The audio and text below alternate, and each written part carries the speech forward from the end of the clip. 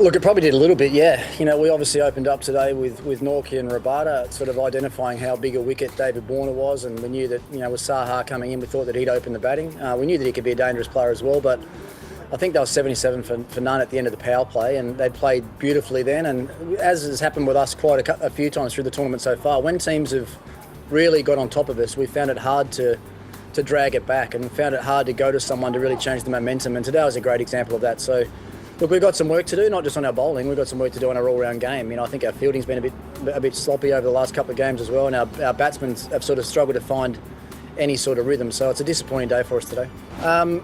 We were sort of expecting it, to be honest. We thought Kane might come back into the side.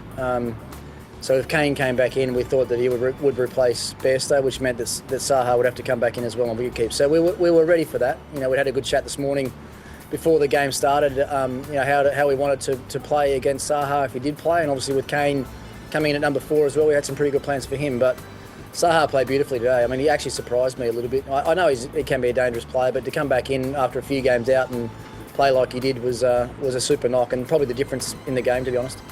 It has been a bit of a concern. I mean, one thing with us chasing totals, but also when we've decided to bowl first, we've actually given away big totals. So we've always been chasing high scores. It was 190 on against KKR and 220 tonight. So that's not ideal. But I think as this tournament goes on, we're going to have to get better at that. We're going to have to get better at bowling first, and we're going to have to get better at chasing totals. And so far that hasn't worked for us. So we have to decide as a group if batting first is going to be our best way forward in the tournament. If it's not, then we're certainly going to have to find a way to chase runs better.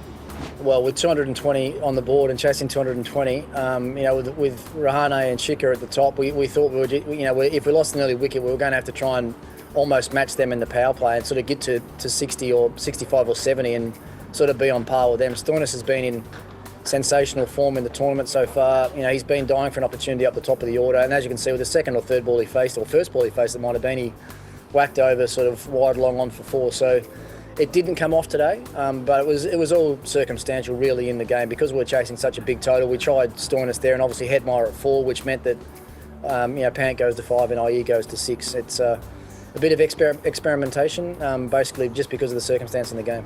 We're not calculating. I mean, I think we've had a rough idea from the start of the tournament, sort of how many points you might need to qualify, and we got to 7 wins quite quickly, and we've lost 3 games in a row now. So we have to reset right now.